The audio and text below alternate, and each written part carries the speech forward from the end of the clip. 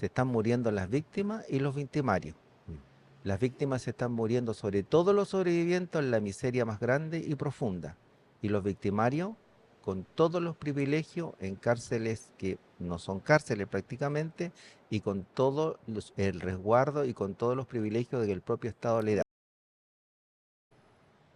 Seguimos en las conversaciones y entrevistas acá en el Tarapacá, que es la aceleradora de proyectos de la región de Tarapacá, proyecto impulsado por el gobierno regional y apoyado por la Fundación Coyahuasi. Vamos a conversar con Héctor Marín, que es dirigente histórico, dirigente de la agrupación de detenidos desaparecidos, ejecutados políticos de Iquique y Pisagua. Lo dije al revés, pero así es. Primero, ejecutados políticos y detenidos desaparecidos de nuestra ciudad, de nuestra zona.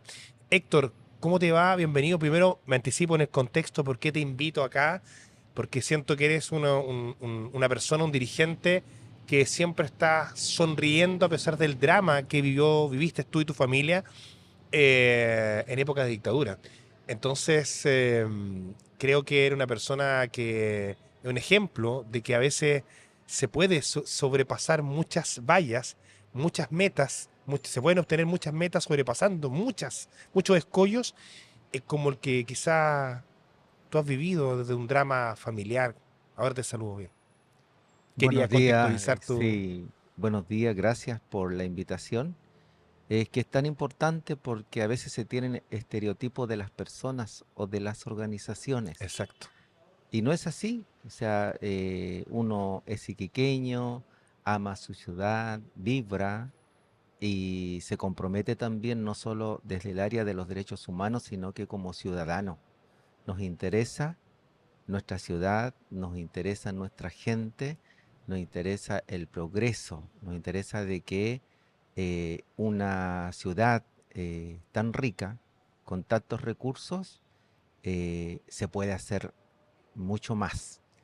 Pero hay una gran diferencia y justamente a la que uno apela dentro de su ámbito también es que cuando se escucha, cuando las autoridades caminan por la misma vereda y por la misma calle, sí se puede hacer más y sí con la participación de las personas podemos crear una ciudad hermosa, distinta, histórica, que tiene pero tanto que dar, tanto que contar. Me dijiste, antes de sentarnos a conversar, me dijiste, este lugar no lo conocía, me gustó, está bonito, está diferente. ¿Qué te parece este centro? Es una aceleradora de proyectos regional. Para nuestra ciudad es muy importante tener estos espacios que uno entra y se siente acogido. Yo primera vez que entro, pero sentí una cordialidad, me sentí cómodo el estar aquí y de poder justamente disfrutar de estos adelantos que a uno a nuestra edad es todo diferente, es todo positivo. Uno lo encuentra cuando hay estos lugares así en que se pueda uno expresar. Yo te comenté también previamente que, a diferencia de la radio que hemos conversado en varias ocasiones, uno desde este podcast hace una mirada un poco más positiva de las cosas y de las personas. Y tú eres un hombre resiliente, un hombre que siempre está con la sonrisa en el rostro en cada imagen que apareces, cada vez que yo te veo en la prensa o que hemos grabado o conversado, estás siempre con la sonrisa y se nota en tu rostro que no hay rencor, que no hay odio, ni maldad, ni bronca por todo lo que viviste tú y tu familia, la desaparición forzada de tu hermano. No es fácil siendo un niño, prácticamente de 17 años, presenciar secuestros, presenciar torturas, sufrir persecución política solo por pensar distinto, relegación. Y lo que más uno le duele es de que para nosotros es un pasado presente, porque no ha habido una reparación por parte del Estado. Y quiero ser muy claro, no hablo de reparación económica, porque una vida nadie la repara y no Económicamente, tiene, no no tiene tiene, precio. no tiene precio, no tiene precio. Mm. Pero hemos aprendido justamente a no tener odio, porque el odio mata, a ser resiliente, porque es importante seguir viviendo y es importante seguir sonriendo a la vida a pesar de todos los dolores. Y es importante estar aquí y transmitir esa positividad que lamentablemente muchos de los familiares de nuestros compañeros ejecutados o desaparecidos no pudieron resistir una violencia tan brutal durante 17 años de la dictadura Algunos cayeron en cívico-militar. la depresión, otros en la amargura total, otros Droga, se quitaron la vida, se suicidaron. otros perdieron se enfermaron mentalmente. En este camino duro, durísimo, de familiar y tuyo personal, Héctor, tú fuiste haciendo tu vida, tu carrera profesional en paralelo al drama familiar, a la pérdida de tu hermano desaparecido forzosamente. Em, ¿Cómo tú sientes que llevaste esa vida de manera conjunta? Yo creo que la enseñanza que te dan en tu casa, en tu hogar, en este caso específico mi mamá, es que siempre nos dijo, ustedes tienen que ser más de lo que yo soy, porque así progresa un país. En la educación está el romper el círculo de la pobreza. Y yo estudiaba acá para el golpe a pocos pasos de aquí, en el Instituto Comercial de Iquique. Aquí en Baqueano. Aquí, sí, acá en el Comercial de Iquique, aquí en Aníbal Pinto. Aquí en el... Sí, Sí, sí. sí, Baquedano es el liceo Sí, de tienes razón, hombres, tienes razón. sí. Y claro que fue muy, muy, muy difícil, pero el objetivo era ese. Y se consiguió, que es lo más importante, porque mi mamá decía, la bofetada más grande que le podemos dar a la dictadura, que ustedes sean personas educadas, sean personas de bien y sean personas en que nadie las tiene que sindicar con el dedo por ser familiar de una presa política o de un detenido desaparecido. Yo siempre le pregunto anécdotas a nuestros invitados acá en este podcast porque las anécdotas son historias, son cosas entretenidas. Entonces, pero a veces es difícil plantearlo desde un drama como el tuyo. Pero imagino que igual hay, más allá de lo problemático, dramático y duro del camino, me imagino que hay anécdotas, alguna que podamos conversar acá que sea divertida en medio de esta situación compleja. Claro que sí, porque algunas personas piensan que lloramos toda la vida. Mm. ¿No es así? Sonreímos, bailamos, cantamos. Y hace poquito nada más en uno de los viajes que me tocó ir, iba justamente a Temuco a juntarme con mi hermano, que es mi segunda familia que está en Argentina, en Neuquén. Me sucedió algo bien particular y como tragicómico, en el sentido de que como iba a ir al campo, yo me puse unos botines eh, muy buenos, pero que tenían muchos años que no me los colocaba. Para meterse al barro y todo. Claro, para Ya. el barro y todo, así Mm. que... Y me fui justamente con los botines puestos por el peso, porque te pesa mucho más que la maleta Claro. el par de botines. ¿Y Entonces, cuánto rato caminando con eso? claro, entonces llegué, lo raro que sentí que, claro, uno va preocupado de la mochila, de todo lo que, del pasaje, todo, y de repente siento como un clac, como que me perseguía, o sea, yo pisaba y había como un clac extraordinario, y voy entrando prácticamente a la manga, y me doy cuenta que se me había destapado uno de los botines, ¿Cómo destapado? la suela. Ah, perfecto, se había abierto. Se abrió la Ya, suela, ya, se ya. abrió la suela. Y yo justamente siempre como chicle, por lo que no se me tapen los oídos en el vuelo. Ya, ya. Y Entonces, y con eso lo con arreglaste. eso dije yo, a la chilena vine y le puse, ya, ¿Y se arregló? y se arregló, porque claro, caminé tan poquitito entre la manga y el asiento, que ni 30 metros, nada. Ya, y yo decía, por favor, que no me pase nada más allá cuando llegue a Santiago, porque uno viene de Iquique, se le destapan los zapatos. Yo pensaba y decía, me pueden confundir con alguien que lleva droga o algo metido entre la suela. Claro. Esa era mi preocupación, pero ¿Cómo lo arreglo? entre tranquilo y nervioso, a la final ya pude sentarme en el avión, todo, bajar del avión y cuando voy a media manga se me destapa el otro zapato entero, las dos lenguas. ¿Y cómo lo siento? Simplemente sentí los dos pies en el suelo y con los puros calcetines. Menos mal que llevaba Dentro de la mochila, zapatillas, livianitas, así que mirando para todos lados, dije, ya las cámaras me tienen que haber filmado por todo, Pero ya pero estaba ahí abajo, ya digamos. estaba ahí abajo, ya así que Sí. llegué y puse los botines, así que, pero fue muy, muy, muy, muy divertido de lo que me pasó y le conté a mi señora y me dijo, si yo hubiese ido contigo, me hubiese hecho un lado y hubiera seguido de largo de la pura vergüenza que En hubiese el, pasado. en el camino de las personas cuando viven ciertos dramas o hitos que marcan su vida para siempre, y lo he conversado en otros podcasts con otros invitados también, hay un antes y un después por distintas circunstancias. Y a veces uno puede adoptar un camino diferente a partir de eso. ¿Sientes tú que lo que viviste como persona, como Héctor, con la desaparición de tu hermano, y lo que tú fuiste testigo de tortura y de asesinato de amigos y vecinos, compañeros de curso, en una ciudad que era muy pequeña por esos años además, donde se conocían todos? Hoy día sentimos que nos conocemos todos, pero en esa época era mucho más pequeña. ¿Sientes que fuiste por un camino diferente a partir de este hecho gravitante? Yo creo que no fue diferente porque mantengo mi solidaridad, mantengo el hecho de que me importa lo que le pasa a los demás, me importa vivir en sociedad, que no es fácil. Entonces yo creo que acentuó más nuestros principios, nuestros valores como familia, Mm, como personas de izquierda, en que yo me siento un privilegiado, ujú.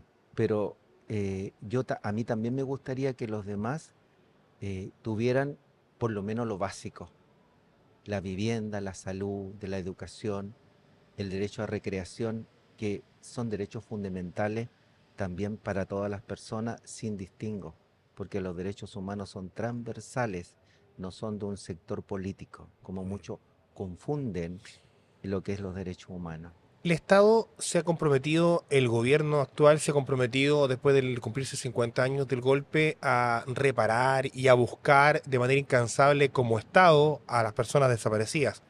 Ha pasado un año de ese compromiso.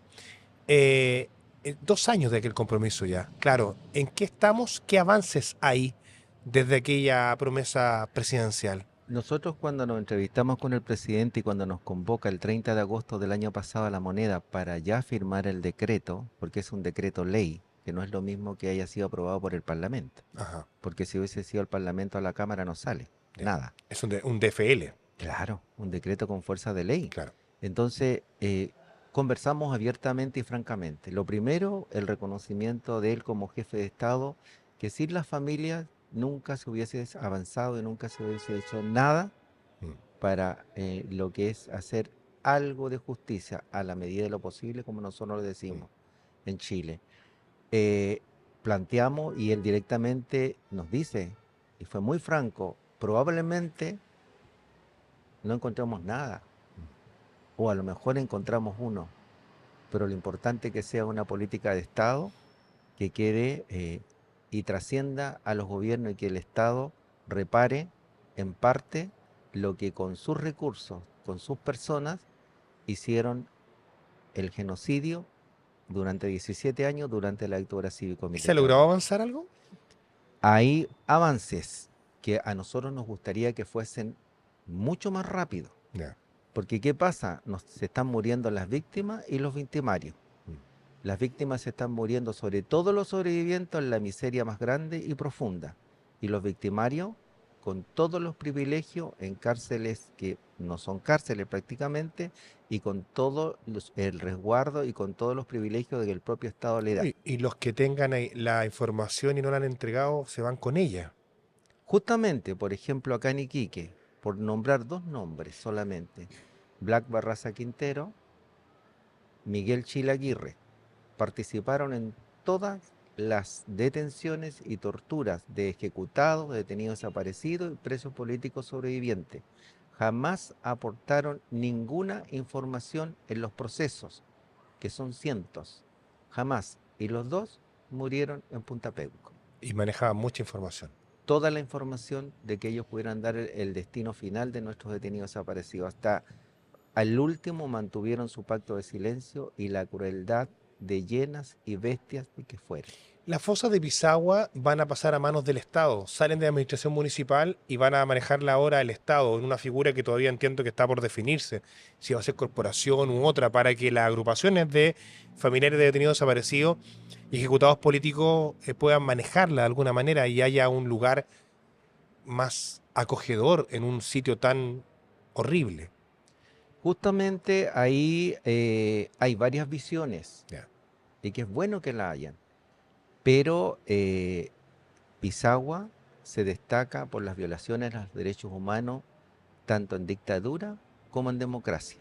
Por lo tanto, el sentido que le vemos nosotros como familiares, que sea un sitio de memoria, que sea un sitio en que, y conjunto con las mismas personas de Pisagua, que nunca han habido acercamiento, justamente por el hecho de que lamentablemente el pueblo de Pisagua y sus dirigentes siempre han visto a quienes vamos prácticamente una vez al año a la De romería visita.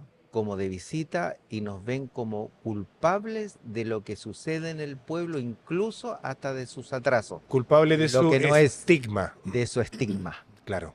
Porque nosotros no elegimos ser familiar de ejecutado, ni de preso político, Ni ni de el lugar donde desaparecido, sus familiares iban a ni el ser lugar donde asesinados. fueron, nosotros no lo hemos elegido. Entonces, ser parte de la historia, Mm. en ese sentido, sin desconocer su pasado, de la toma a asalto, de lo que fue cuando fue la guerra del Falta Pacífico. ese acercamiento de la población pisaguana, Claro. de Pisagua con ustedes. Es importante. Falta ese match. Ya. Han habido, pero debieran ser muchos más sinceros, deberán ser muchos más Directo. directos, Mm. no entre colocando siempre o al gobierno de turno la autoridad o la autoridad de Alguna turno. traba. No, simplemente como ya sea como junta de vecinos, como Claro. organización social, con las agrupaciones de derechos humanos. Porque en ese sentido, mirándolo así bien de afuera y en forma muy sistemática o muy simplona, ganaríamos todos y ganaría el país porque fuese un sitio de memoria. Héctor, yo acá en este podcast converso con gente de distintas generaciones. Y jóvenes, algunos en proyección, y gente que ya viene de vuelta, que viene haber hecho una vida. Y tú, insisto, iquiqueño, conociste la ciudad cuando eras chiquitita, cuando Iquique era muy pequeñito. ¿Y qué te parece el crecimiento de la ciudad, el crecimiento que ha tenido Iquique, el desarrollo o el que pudiera tener? ¿O cómo se vive hoy día en Iquique de acuerdo a tu percepción, tu mirada? Eh, Tú que me, viajas harto además. sí, me duele el hecho de que sea una ciudad tan Un poquito más hermosa, para el medio, eso. tan linda, tan bella, que tiene tanto que dar y que contar, no se explote. Sobre todo, se habla de mucho del turismo y no se promociona la ciudad. Tú estás en un aeropuerto y estás viendo dentro del aeropuerto cuando uno viaja, Pucón, Pucón, San Pedro de Atacama, Viña del Mar, las Torres del Paine. ¿y por qué no Iquique, teniendo recursos? O sea, me duele que las autoridades se encapsulen y no escuchen o pretenden trabajar solamente con los partidarios Claro, del claro, alcalde de turno. claro. Los ciudadanos y los contribuyentes somos todos, independientes los que votan o no por el alcalde de turno o la alcaldesa de turno. Mm. Entonces, falta eso, trabajar con todos, no solamente con los que me dicen que todo está bien, No te porque me quiero, están engañando. no te quiero llevar al ámbito político, pero igual es anecdótico que en Iquique en tus 50 años o en 50 o 60 años hemos visto dos alcaldes, o sea, una alcaldesa impuesta por dictadura, después fue elegida democráticamente, y un alcalde elegido democráticamente y su familia, o sea, su parentela, su hijo, alcalde, o sea, en 60 años, Justamente o porque 50, para ser más justo. lamentablemente en nuestro país los apellidos pesan. Pesan los Lagos, pesan los Frey, pesan los Soria, Mm, pero necesitamos más de ello. Mayor compromiso. Sí se puede cuando se quiere. mm. Y cuando uno es iquiqueño, con mucha mayor razón, por todo lo vivido, por la historia del Salite, por la historia de la Escuela Santa María, por la historia del golpe, todo lo que vivimos en nuestra ciudad, Merecemos vivir en una ciudad limpia, en Y una ciudad antes, hermosa. si nos ponemos en la historia, acá también se forjó el tema de la guerra civil de 1891. Claro, con Balmaceda. O Sí, po. sea, acá tenemos tanto aquí, cuando nosotros organizamos las actividades de derechos humanos e invitan a todas las agrupaciones del país, que llegan 24, nuestra labor expresamente de parte de nuestra agrupación es contar la historia en situ, mostrar lo que fue la aduana, Recabar, mostrar, recabar de aquí. claro, mostrar dónde se fundaron los partidos, cómo nacieron los partidos. Lo que da vergüenza es mostrar lo que está en recuerdo de la matanza de la escuela San María. Qué vergonzoso Vergonzoso. que cada año se limpia para dos fechas. El 1 de mayo, por el Día del Trabajador, lavan ese lugar que es asqueroso y lo van a limpiar después para el 21 de diciembre, perdón. Y no hay más. ¿Y para qué hablar de las corporaciones? Entonces, cuando se hablan de las corporaciones, y yo no generalizo, por ejemplo, acá hay una corporación del salitre, pero desde que pasaron los 100 años de la Escuela Santa María, hay un monumento abandonado al costado del cementerio 1, Nadie que sabe. nunca más se ha barrido, nunca más se ha mantenido. Hay otro monumento a la entrada del cementerio 3, exactamente lo mismo. Nosotros hace 2 meses atrás estuvimos con el ministro. Nos dio vergüenza contarle Que las esa parte de la condiciones que historia estaba. y la parte. Me dijeron no lo muestres. Pues yo lo mostré igual y tal cual. Es que esa es la idea. Tal cual. De que se den cuenta que acá no se ha hecho o no se ha avanzado en esas Claro. materias. Entonces, o Sí, porque sea, se llenan la boca del tema de la Santa María, por ejemplo, y vemos la condición que tiene el sector completo. Y el hecho en sí mismo no tiene un hito que enorgullezca, po. no, No, no hay un relato. no hay un Porque relato. la gente cuando viene a otras regiones espera otra cosa. Exacto. Porque antes, 50, 60 años atrás, mucha gente lo único que sabía de Iquique, incluso, era por el combate naval. Claro. Nadie sabía de nuestra existencia, Mm, nadie, mm, porque siempre el centralismo es el que manda. claro. Pero hoy día que las cosas son distintas, se podría hacer De más. todas maneras, uno acá me da un poco de risa y rabia cuando los concejales viajan o los cores viajan. Y yo digo, ¿a qué? ¿A qué viajan? ¿Qué traen? ¿Qué proponen? Porque si yo viajo a Hoy otra día ciudad, está todo acá en el teléfono, no hay que viajar. claro, entonces, por ejemplo, aquí Antiguamente era más. estamos a 5 horas de otro país, en Sí, po, Tacna. Nos lleva la delantera en turismo, nos salud. lleva la delantera en salud, nos llevan la delantera en ecología. Mm. Ahí uno está saliendo metros de nuestro país y tenemos la basura clasificada. ¿Por qué no acá? Policía turística en Perú. Policía turística. Y acá no. Ah, Habiendo los recursos, o sea, o no están capacitadas las personas o no tienen una visión de futuro o no quieren a su ciudad realmente y solamente están para servirse del cargo y no para servir a la ciudad. Para la próxima conmemoración de los 51 años del golpe, ¿hay alguna actividad importante preparada en Santiago o acá en la región? Más que nada, nosotros en el sentido de que se cumplieron 50, 51 y se van a seguir cumpliendo. Y no todas las autoridades han estado a la altura, ni tuvieron en los 50 y probablemente no estarán tampoco en los 51. Eso sí, reconocer que la mayoría de los Ceremi, sobre todo los jóvenes, sí fueron receptivos, sí fueron parte de la Comprometido. programación, sí se Ya, comprometieron en lo que fueron los 50 años, pero no todos como nosotros quisiésemos. ya. ¿Qué se nos queda por decir, Héctor? Se queda por decir de que los invito para el 30 de agosto, que es el Día Internacional y Nacional del Detenido Desaparecido, que nos acompañen en esa plaza histórica que es la Plaza Conde, lo que queda, que es una franja, porque no es todo, porque lo demás está concesionado, y justamente a mantener la memoria. ¿Y por qué lo hacemos en ese lugar? Porque ese fue un lugar de encuentro, ese fue un lugar donde se hicieron las grandes concentraciones políticas de la historia del país. Ahí al frente hubo una municipalidad con el alcalde más joven de Chile, Jorge Soria Quiroga, que dejó un gran legado. porque yo separo el legado de Soria antes del golpe y después del golpe. ¿Y Y a cuidar con cuál te quedas? con el de antes de. ¿Qué pasó después? Lamentablemente se empiezan a servir del poder, porque el poder todos los quisiesen tener, pero esta constitución instaurada de sangre y fuego por la dictadura, a la clase política, ¿en qué la convirtió? En servirse del poder y manteniendo sus privilegios, y no quisieron cambiar esa constitución justamente porque les conviene a ambas partes. No olvidar lo que dijo Parra: izquierda y derechas unidas jamás serán vencidas. Héctor Marín, presidente de la agrupación de ejecutados políticos y detenidos desaparecidos de Iquique y Pisagua, en conversación acá en la aceleradora de proyectos Tarapaca. Que te vaya muy bien. Éxito. Muchas gracias, igualmente a ustedes. Chao. Gracias, chao.